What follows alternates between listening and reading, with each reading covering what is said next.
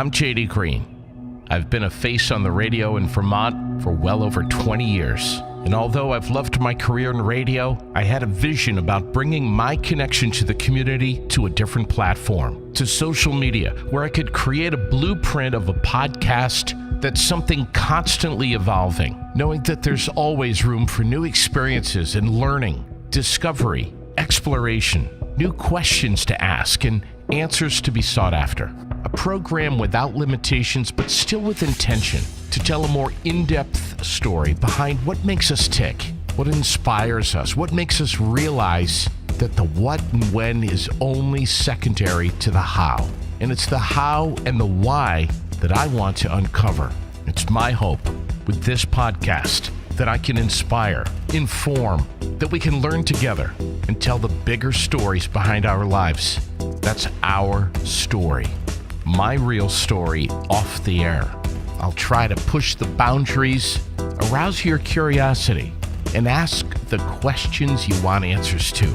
Maybe questions no one's asked. The good and the not so good. What's going on in Vermont as well as across our great country. Things you'll agree with, things you might not. It's my hope to laugh with you, cry with you, entertain and enlighten you, but mostly learn with you. Please make sure to support your local public access TV station, subscribe to my YouTube podcast, Aired Out, engage by sharing your comments, and invite your friends to be part of it too. Thanks for tuning in. This is Aired Out.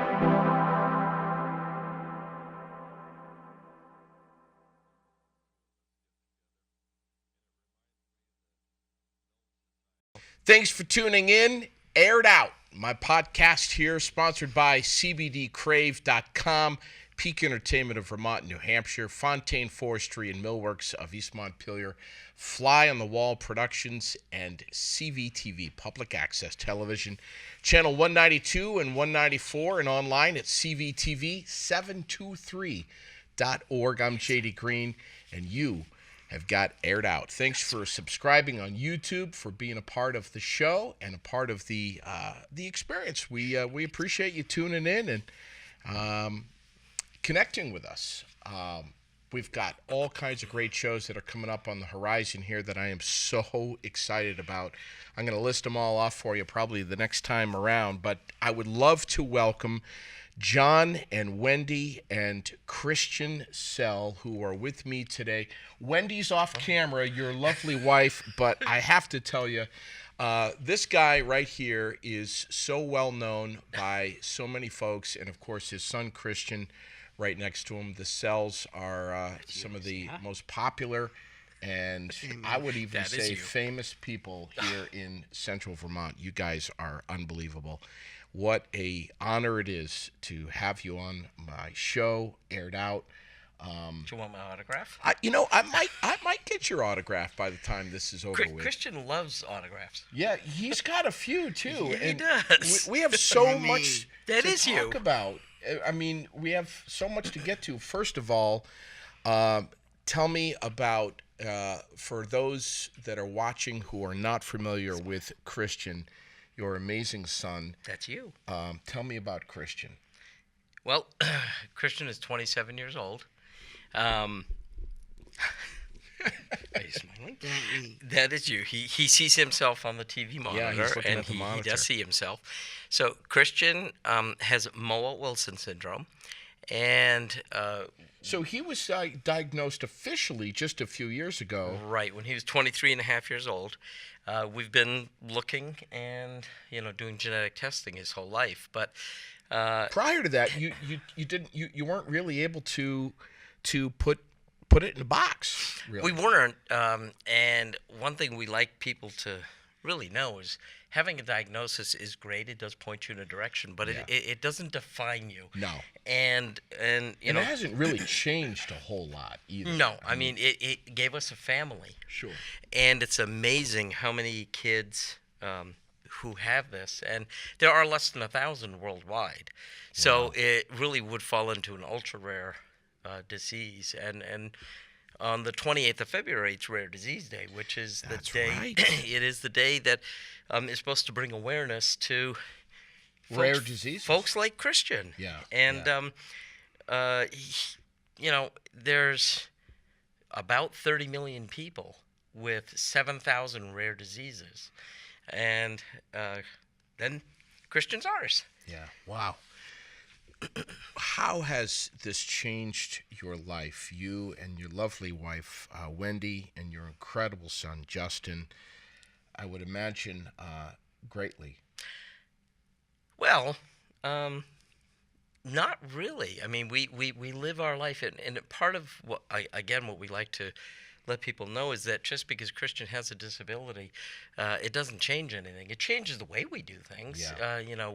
We're always late for everything, and everybody who knows us knows we are chronically late. Now, is it because of Wendy, or it's because always of Christian? It's always because of Wendy. Okay. It's a genetic thing figured on her side. I figured it was. So we don't want to blame Christian for everything.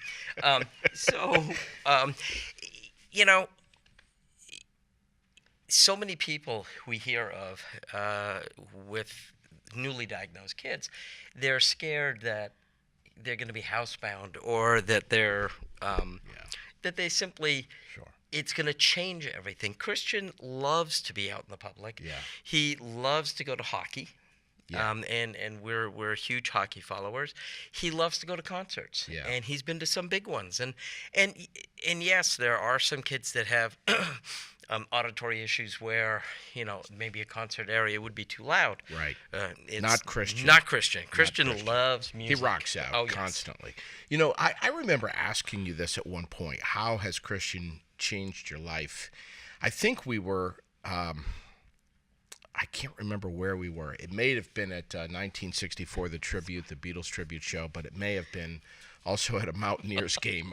It's all kind of fuzzy for me. But I remember asking you that question, how has Christian changed your life? And I remember your answer was, we've probably had more fun because of Christian. You and Wendy and Christian are always on the go, going somewhere and doing something fun. If it's not a concert, it's a ball game or a hockey game. I mean, you're so involved with his life and enriching it to a point. It's just for us, it's second nature, Justin included. That's right.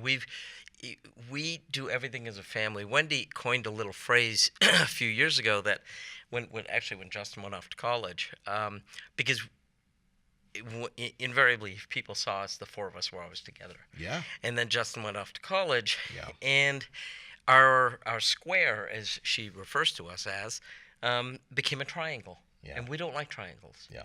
And Justin actually made a real concerted effort to come home a lot and see his family, but he and his brother are really, really close. I was going to ask you a two-part question here. How difficult was it for Christian when Justin went off to college and vice versa? Yes, it's a microphone. Justin made it easy. He would FaceTime him on nights that he wasn't home, or weekends he, for whatever reason, couldn't make it. So we made an effort to go up to Justin went to UVM, and so we made an effort to go up to UVM, and they both went to UVM. Christian also. So Christian graduated from Spalding in 2012 was the official graduation, and then he aged out because kids with developmental disabilities get to go to school until they're 22, and so on his 22nd birthday is when high school officially ended, but which was in 2014. But in 2012, when he graduated, Justin was right by his side, helped him walk through graduation. The following year, Justin was valedictorian at Spalding, and he went off to UVM, and Christian was accepted at UVM in their Think College program, which is a program for developmentally disabled so that they can enjoy college life and experience college life. They don't live there, but they get to experience it. And once again, Justin stepped up, and Christian did lunch with him there, and Christian's friends, or Justin's friends, became Christian's friends. Yeah. And he really, he loved UVM days. Yeah. So So it was exciting. Both my boys, he didn't graduate. He did get a certificate of completion after he finished the program. Both my boys went to UVM. Yeah. And how cool is that? That is so cool.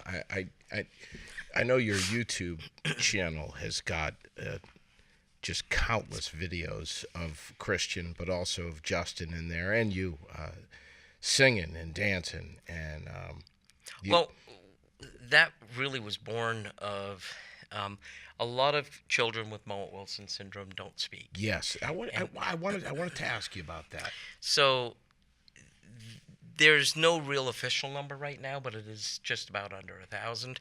When Christian was diagnosed, it was somewhere around 230, which was only 3 years ago, two and a half years ago. Sure. And when we post things on Facebook, on our local page, we don't mind bragging, and we're really excited when Christian has an event where he's singing. Do you like to sing? Do you? Oh, he's gonna shy up now, isn't he? Of course. Yeah. But for those children who aren't verbal, we just don't think it's fair to put up a bunch of videos about our son being able to sing and articulate his needs and wants. It's we went to Washington, D.C. Yeah, you went to a big conference, right? Right. A year after Christian was diagnosed, we went to a conference in Washington for Mowat-Wilson syndrome.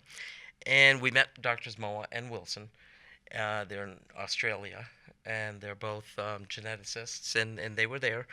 And there were 81 families, about 50 kids that did go from around the world. We met people from England and Denmark and Jamaica, and it was really exciting.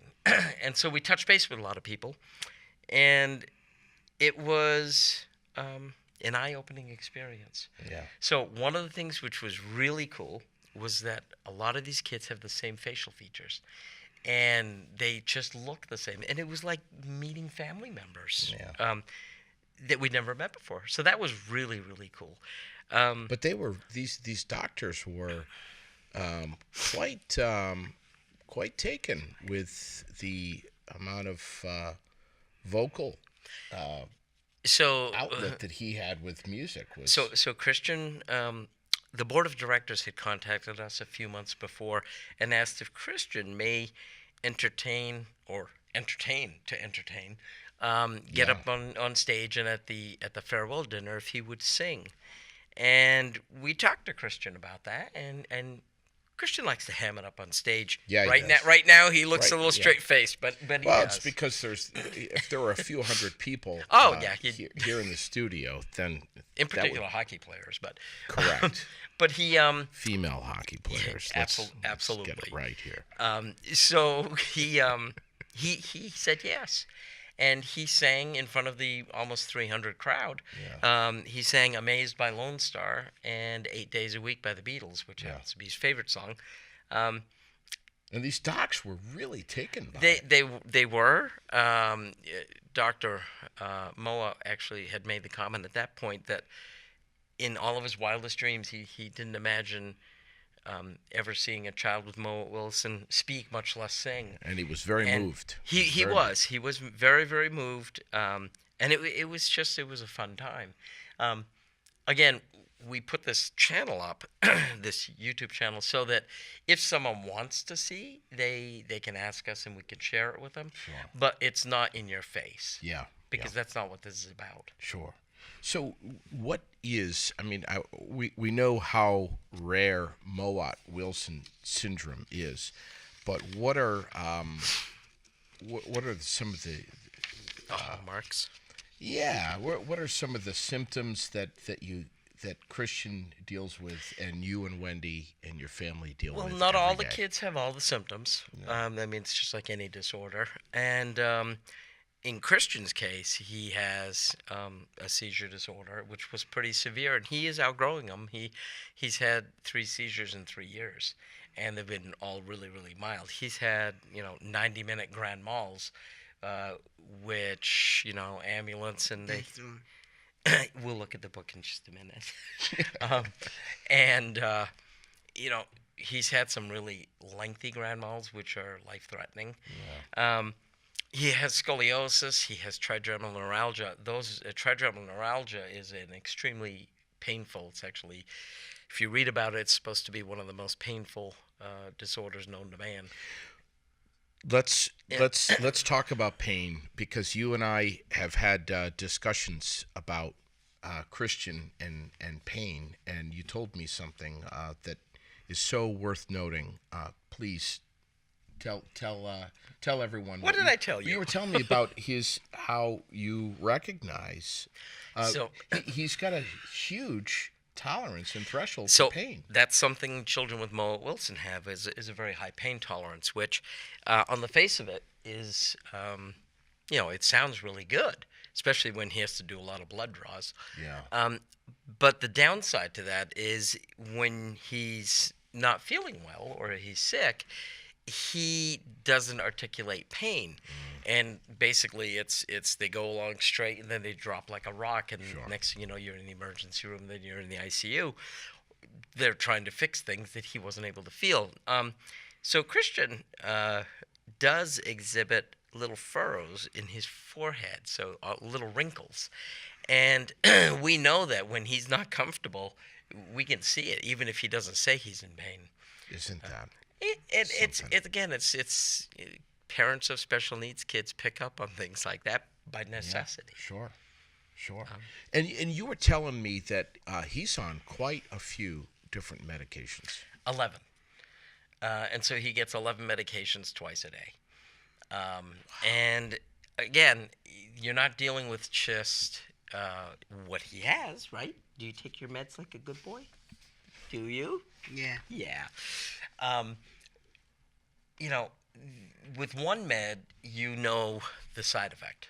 Sure. With two meds, you know the interaction. But Yeah. most doctors have told us when there's more than two meds, it's, your guess is as good as mine. Yeah. And all of these kids, this is not something just for Mowat-Wilson, but a lot of these disorders, the kids are just like Christian, and it becomes a daily part of your life. You can choose to batten down the hatches, or you can choose to just embrace life. Yeah. And in our family, embracing life is just what we do. Yeah. And you do such a remarkable job of that. You have, both you and your wife have really had an impact on me in just a short period of time. I've known you for a long time, but I haven't had a chance to get to know you as well as I have over the last year. And I think I have said to you that you and Wendy set such a profound example of what it means to be an outstanding parent, which is such a huge job. And again, even when you don't have the challenges that you have, as a dad with just a 4-year-old little blonde girl running around, the challenges are huge. It's awesome, though. It is unbelievable. Even the bad days are fantastic. But I was going to say, there's nothing that changes a bad day into a good day.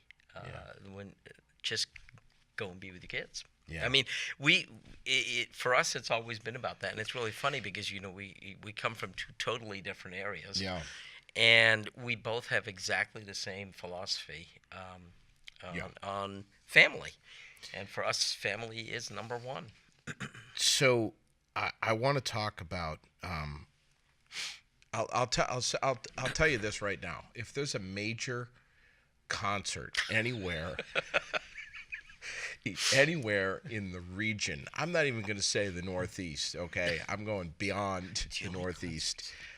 You guys are there. Air Supply, you've met him a couple of times. We are again actually in a month on Paramount? March the 30th. No. Wendy doesn't like the road to Rutland. Okay. Paramount Theater. So the night. So sorry about that, Paramount Theater. The night before, we're going down to Massachusetts, right outside of Boston, and Christian loves to meet people, And so as much as we do really try to do meet and greets if we can. Sure. And the last 2 times he met the guys from Air Supply, that was the band reaching out, and after I reached out to them, they were absolutely. This time we did buy meet and greet tickets. Are you getting knuckle tickets? You get all of the knuckle tickets. I mean, you're always going backstage. I mean, look at this: Philip Phillips, That was this John past summer, Mellencamp, Bob Dylan, Davy Jones. Justin got to sing with Davy Jones when we were at Disney, and that's where that happened. That was great. Elton John, Billy Joel. You're at Fenway. You're at Madison Square Garden. You're in Hartford. You're in Springfield. You're in Boston. You're in Montreal. You guys go everywhere. Yeah, we're doing Billy Joel for the 3rd time. This coming September, we have tickets. But 1964 that's our go-to band. They're You see these T-shirts that they're wearing right now? Have a look at these shirts right here. And your hat. These are, Yeah, good job. 1964, the tribute is a Beatles tribute band that is rated and voted the #1 Beatles tribute band on the globe. Are those your buds? And Are they? Christian knows these guys. You all do. You and Wendy do too. Very well. You go out to dinner with them. You've been to how many of their shows? So 51 shows, and actually, make that 52 because we just saw them in January, but we're going to see them again in Fitchburg, Mass. On April the 13th. The big thing for Christian is getting to stay in the hotel with the guys and hanging out with them. Before and after the show, we actually held a fundraiser for Mowat-Wilson last summer, which thank you. JD was a huge part of, and I didn't. You did everything, brother. Christian was so excited to have the guys at the house. They had pizza at the house. And do you like doing pizza with the Beatles? Can I come over for pizza with 1964 the tribute? So they went on a golf cart ride with him. He didn't answer that. It's all good. I mean, you guys go backstage with him. Oh, and, yeah. I mean, he knows all of the lyrics to all of the songs, and he's singing at the top of his lungs. And it's funny because he'll be sitting in the back seat of the car, and it isn't just Beatles. So of course, 1964, all the guys we do have a really close relationship with. Yeah. Christian loves all music, Sure. almost all. And what he really wants to do is meet Garth Brooks. Yeah. That's his new thing. Oh, that'll happen. And so we've been looking for tickets for a Garth Brooks show. And then I'm gonna need to try and contact Garth Brooks and try to get him backstage. Listen, not that Garth Brooks is going to be watching this podcast, but you never know. Hey. You know what? This is JD we're talking about. Let's take the link to this show and we'll send it to Garth Brooks' Facebook page. You're going to help me out with that, I can right? do that. Hey. Hopefully Garth will be able to see Garth this, or Brooks? at least his management. But Garth Brooks, if you're watching this kid right here wants to meet you. I know of all people, you can make it happen. Do because you you've want to made a give lot Garth happen, knuckles? brother. You and I know that. Do you? Yeah. Show me. Knuckle touch is coming up. Got what? Garth Brooks, that's right. Let's make it happen, all right? We're Let's make it happen. we're really hoping that Gillette gets announced and Well, Garth Brooks is a good dude. He's a great dude, and as I said, if anybody can make it happen, he makes things happen very, very quickly and easily. Air Supply, that was one that it's kind of, we do listen to a ton of music, and it was Wendy's favorite band. Yeah. It's amazing. Christian sits there during the concert, Sure. and he sings every song. It every doesn't word. matter if it was a popular one or not. He sings it. So let's shift gears. Tell me about Jen Olson. So Jen Olson is she was the work school coordinator at Spalding, and so what she did for Christian is she set him up with some local businesses that Christian went to collect bottles for return, and Christian gets to keep the money. Now this was back in 2012, and Christian is still doing that. So Christian is busy we were told long ago that, by the time Christian was 27, if we didn't fix his scoliosis, he may not be this mobile. And Christian is more mobile now than he's ever been. Yeah. And so his adult aide, whom we hired, who was James, did he go to the Beatles? He didn't know any of the music, though. So James was his paraeducator at Spalding, and we hired him. And Christian and James still today go to, it's down to, I think, 5 businesses now that they collect bottles from. And and where? Hold on one sec. So, yes, you're going to see, what's his name? Uncle. Not Urkel. It's who? Uncle. Who? Uncle. No. It's not. You're being silly. So with the money that he earns, they get to go to Applebee's. They spend money. So it's Christian's day. So there's a reward. Well, there is, but so Christian's day, we try to keep him busy. He starts in the morning. James gets to the house. They go to Berrytown Elementary School, where Christian has a pay job, and he does mail. He delivers mail to the teachers' mailboxes. Wow. That's a job that came about from an administrator, the former principal, Tim Crowley, and he saw beyond the fact that Christian was a boy that had a disability, and he thought this would be a good thing for him, and he's still doing that. So he does mail, and from there he goes to the gym, and every day, and there's a bike that he rides. Between the bike and a hand bike, he does about a half hour of exercise a day. Then they'll either go and collect bottles. If it's bottle collection day, they don't do that every day. They go once every 3 weeks. Yeah. Or they go to the mall, where Christian likes to buy things with the money that he earns. Obviously, we make sure that doesn't get out of control. Yeah, he doesn't have full control over that. But it's great that he has his own. It's his own schedule. We help make that schedule, but it keeps him engaged in the community. And Vermont is a great community. Sure it is. Yeah, sure it is.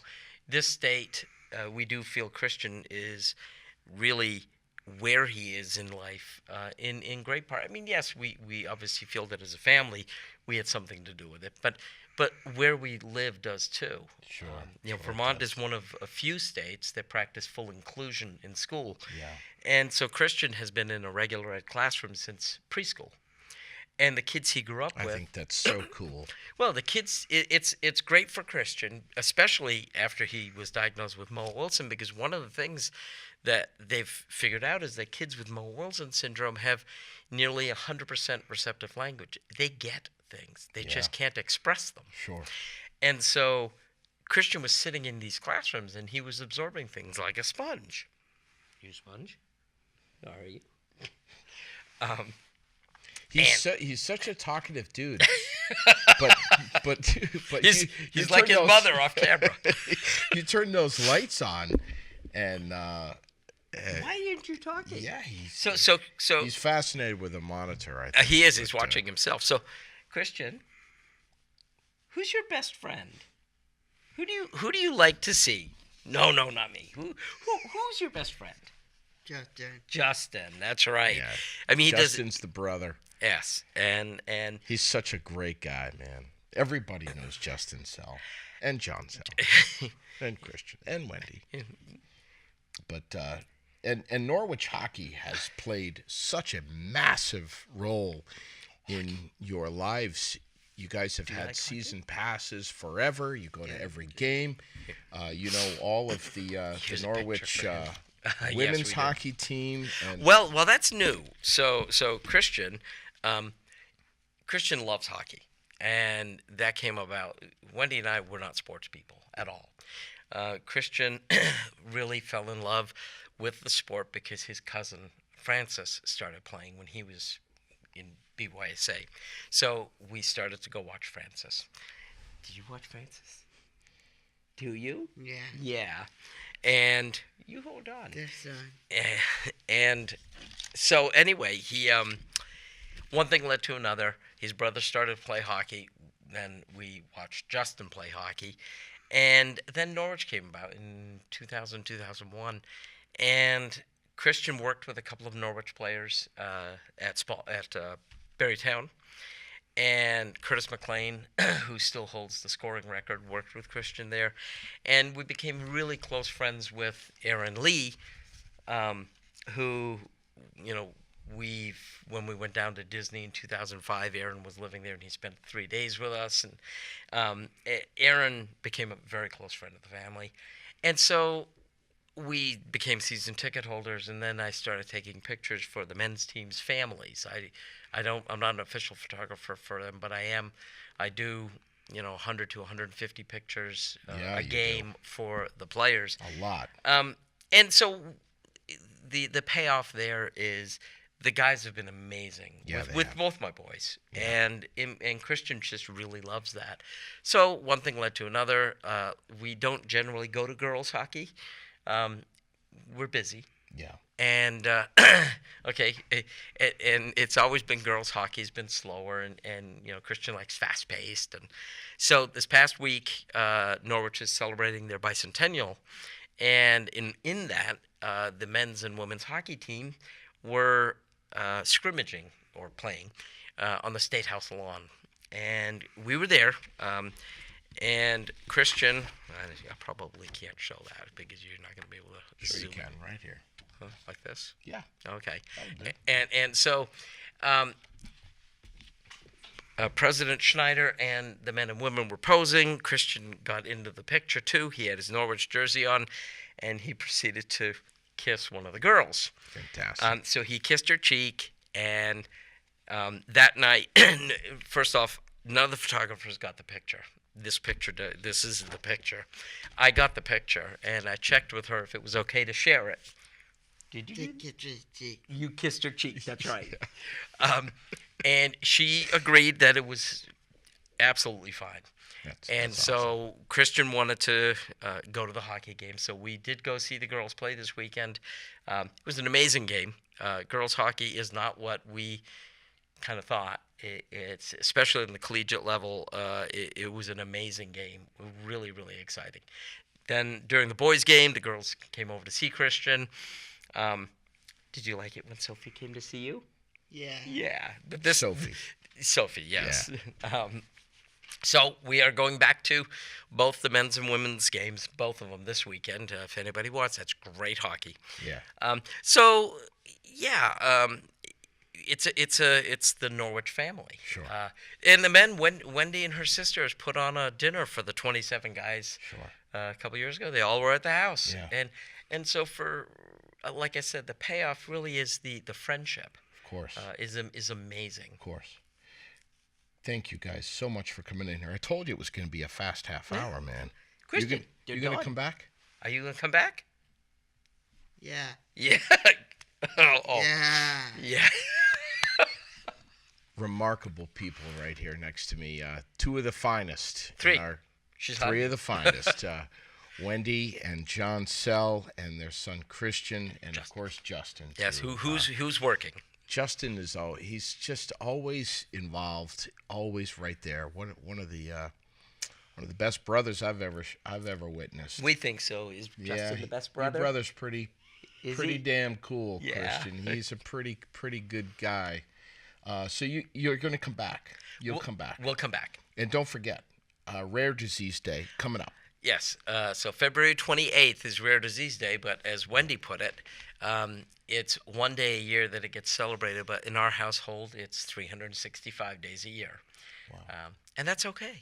Christian Sell, John Sell, Wendy Sell, and Justin Sell getting aired out this time around on my podcast. Thanks so much for tuning in. We're going to chat with Xander Landen from VT Digger in just a little bit, talk about broadband and a few other issues in just a bit. Stick around. That's next here on Aired Out. Here we are, part 2 of Aired Out. My name is JD Green. Thanks so much for tuning in, for subscribing.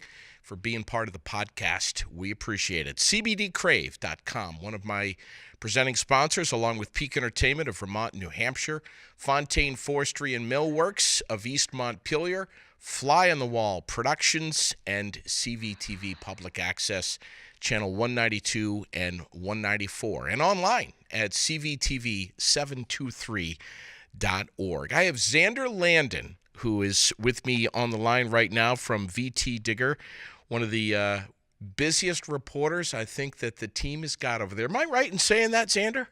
I don't know if I'd say that, but I do work a lot. Yeah. I'm seeing your stuff coming up all the time on Digger. First off, congratulations on being part of the team there. What a team it is. VT Digger is such an incredible news source. I use it every single day when I'm on the air at 101 The One. Well, thanks for saying that. It's great to hear. Let's talk about some of the things that you've written about. You've been dialed into a beat on broadband and telecom lately, which is such a hot topic. What can you tell us? What have you been following? Well, the main sort of legislative issue in terms of telecom policy this session has been more focused on broadband. I'd say more so than it has been on cell service in terms of policy that's being considered and put on the table. And what I mean by that is there's a push among lawmakers. Obviously, we have a democratically controlled legislature, and Governor Phil Scott's administration, that's a Republican administration. There's sort of a bipartisan push to expand and invest in our broadband technology. And from what I can tell, the lawmakers in the House, where a lot of that is going on right now, are pretty much on board with what the governor wants to see, which is a bunch of new investments in various forms of broadband expansion. And in fact, they actually want to put maybe a little more investment on the table. But the governor in his budget address put about $1.5 million into broadband expansion package that would essentially, the biggest part of that would be more money for something called the Universal Services Fund, which is used to help big providers build out into areas where it's not really that financially, where there isn't as much financial incentive to do so. And then they also want to create a new loan program so that sort of startup companies who want to basically start very local broadband sort of fiber networks can do that. Fiber optics, right. Am I right? Exactly. So there is a sort of general appetite to invest in better broadband technology. Obviously, in an extremely rural state, we are way behind, and it's a huge problem. It certainly is. I think I'm one of many that we get confused sometimes with the notion of broadband and the notion of cell service, but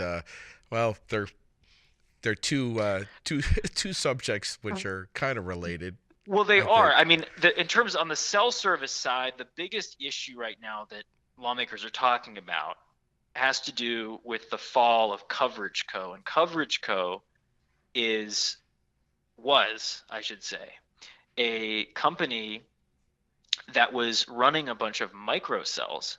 And the microcells basically provide a cell network in rural parts of the state that didn't have any cell coverage. And the company was failing financially. And last year, a bunch of those microcells started going dark. And so 26 communities that almost solely relied on Coverage Co. microcells for their cell service were now struggling with service. Yeah. And last legislative session, there was a big push to sort of revive Coverage Co. and get a lot of these microcells back on board so that these 26 communities, most of which are sort of on the eastern side of the state, but kind of run all the way from up north to the southern part of the state too. Sure. So that they could have the service. But the company was so basically, from what I understand, so far gone that they had to pull their contract with Coverage Co., and they're now looking for bidders to sort of reinstate the cell service in these communities. So they're bidding right now.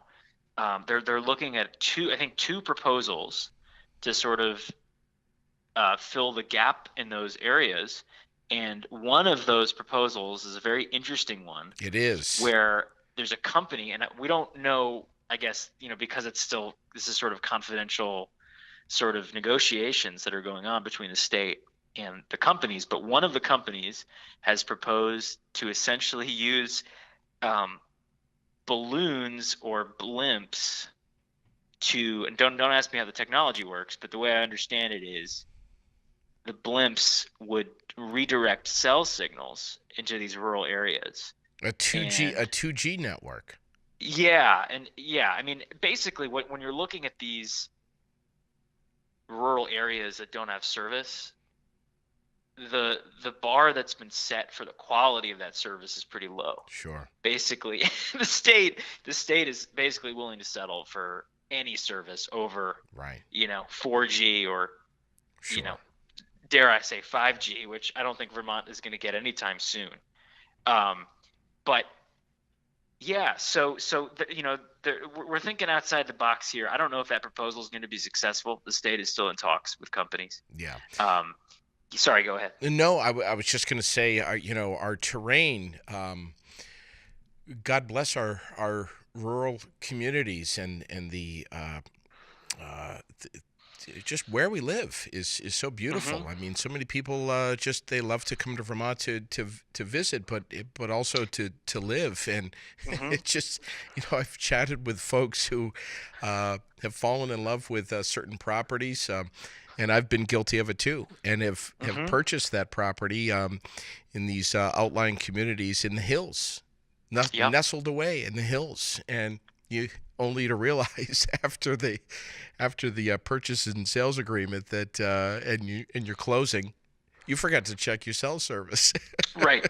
Well, you have to think about it. I mean, lawmakers who are really pushing this, and the governor, pushing for better broadband and cell service, it's pretty obvious that, especially among younger people, if you were looking at real estate in a town where there's poor or no cell service or broadband connection, that's a non-starter. No one's going to move to towns where you don't have access to these sort of now essential utilities. And so it's not just sort of a technical argument. Of course, it's an argument from an economic development standpoint. No question. And Christine Hallquist made that a central part of her campaign. That was like maybe the most central part. Yes. And I think actually, even though her bid was pretty unsuccessful, and Phil Scott really did kind of crush her in the election, I do think that she was really able to put that on the radar of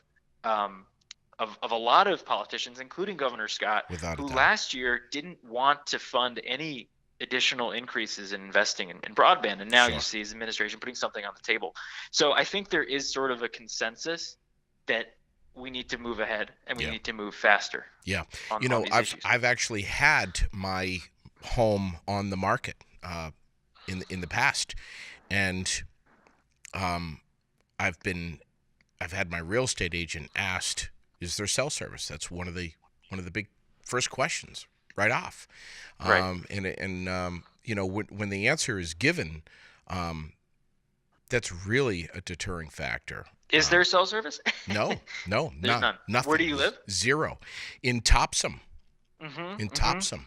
And that whole area, Orange, Topsom, Groton, East Corinth, all along the Route 25 corridor and 302 through Groton State Forest. That whole area is Has there ever been service, or has it always been? Never been service. And and I've had discussions with the governor about this off the record several times, and he's assured me that he's doing all he can to make it happen. But one of the things that I said to him, and I know, Xander, that I can't be the only dad out there that feels this way. I've got a 4-year-old little girl, and I'll tell you what, man, when she's driving, Yeah.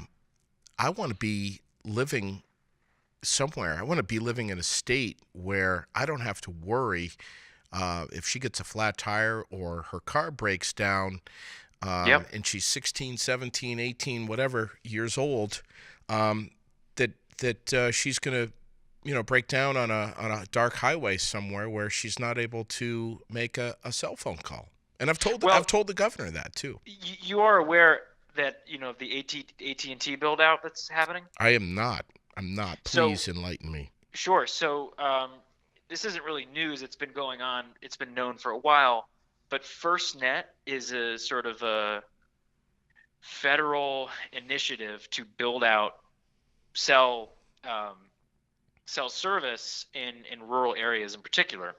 And AT&T won a contract with the federal government to be the FirstNet provider a few years ago. And so this is a national initiative, but it's sort of about better service in rural areas. And they're actually working to deploy, I believe it's somewhere in the number of 30 additional towers in Vermont by 2022. And so, there are some experts who are sort of skeptical of how much that's actually going to improve things. Sure. But it is in theory supposed to reach 99% of the state. Okay. And that's supposed to happen. I mean, this is, we're far out. They've only built 2 of these towers. Yeah. But by 2022, we're supposed to see. I do remember. On paper, I do remember 99%. hearing something about that. And what I also remember is the quick knee-jerk reaction, it seems, that we get from folks who complain about the visual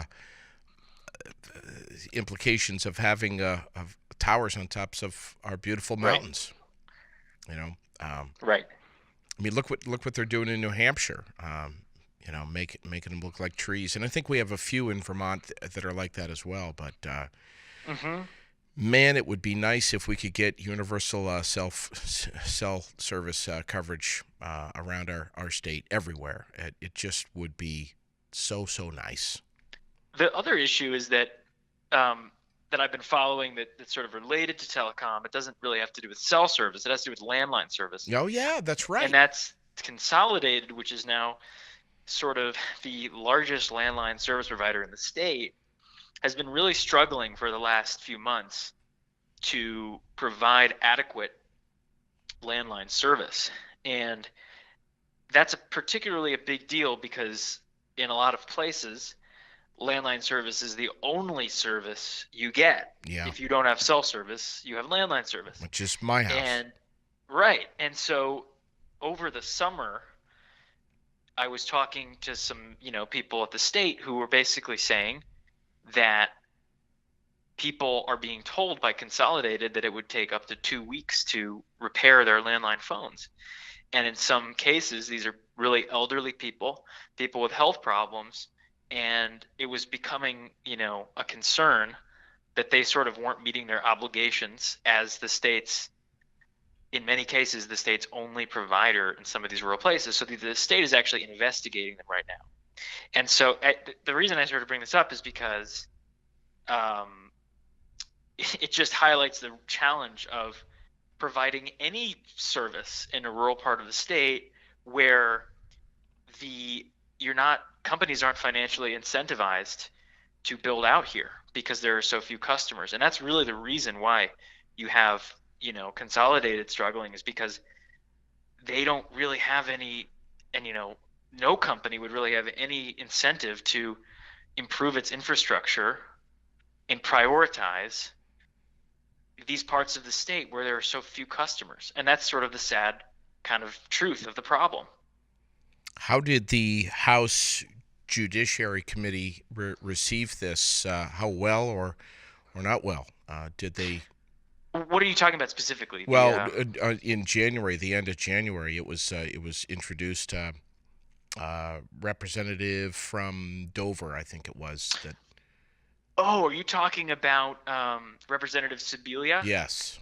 So, well, so she, she has been an outspoken advocate for sort of telecom reform and improving access to sort of all forms of telecom technology and service.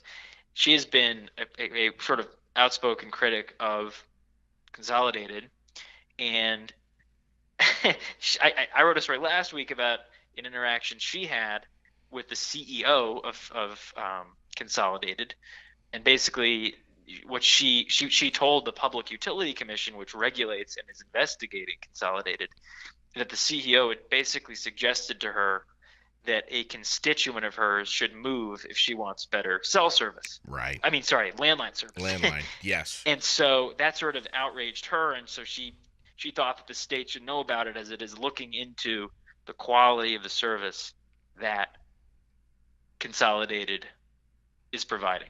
Sure. And that's an ongoing sort of investigation that's happening at the state level. So you're going to continue on this beat here. What do you think your next story is going to be about with relation to all this? I don't know. I think it will be interesting to follow. I think really in the legislature right now, in terms of the cell service, I think people are looking really to see who's going to fill the void of Coverage Co. Yeah. Who's going to win the bid. And I think we're going to see some movement pretty soon on a pretty large, they're calling it an omnibus bill,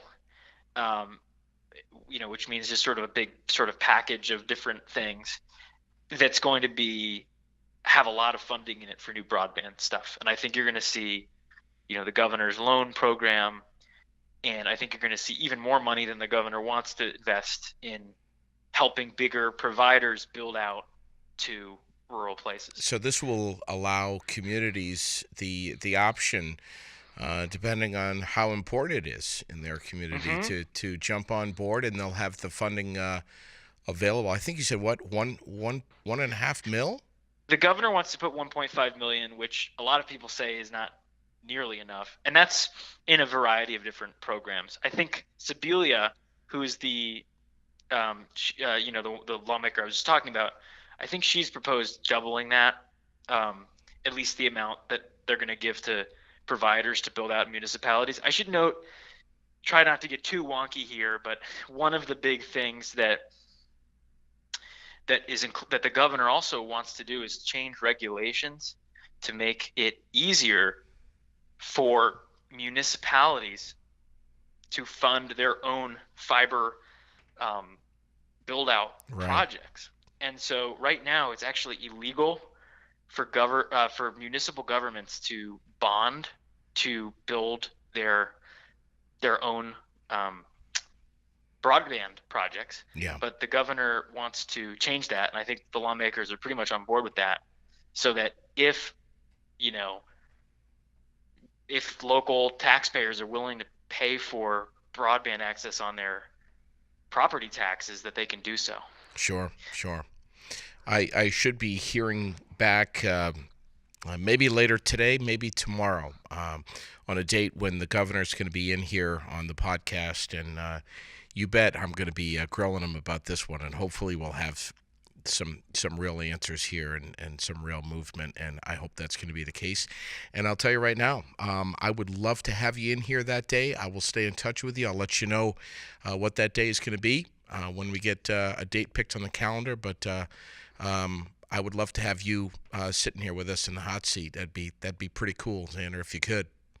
Are you talking about the day that the governor shows up? Yeah, I'd love to. Yeah, that'd be great. Yeah, that'd be awesome. I'm hoping to have him in here. We'll talk about a lot of stuff, but that's one of the subjects I would love to go down that road with you here as well. So that'd be great. I'd love to do that. Thanks for all the work you do for VT Digger. You guys, all of you, your whole staff, you work so hard, and we appreciate everything you do so much, covering everything that's going on in this state. Thanks so much. That's really nice to hear. All right. That's Xander Landen with VT Digger, our guest this time around on Aired Out. Again, thank you so much for subscribing to the podcast, for telling your friends and neighbors about it. for sharing, for liking, for commenting. We appreciate it so much. Our sponsors are CBDCrave.com, Peak Entertainment of Vermont and New Hampshire, Fontaine Forestry and Millworks of East Montpelier, and, of course, CVTV Public Access Television, Channel 192 and 194, online at cvtv723.org, and Fly on the Wall Productions. I'm J.D. Green. That's aired out this time around. Thank you so much.